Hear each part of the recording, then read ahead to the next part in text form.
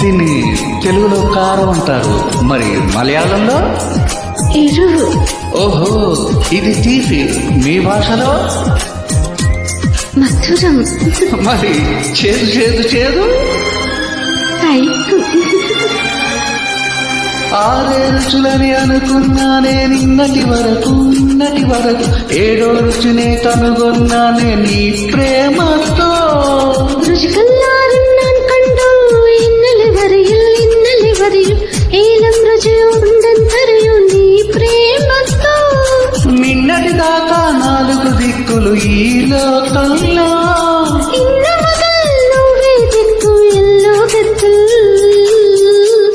ఏ మనసులాయో నీ పలుకులే కీరవా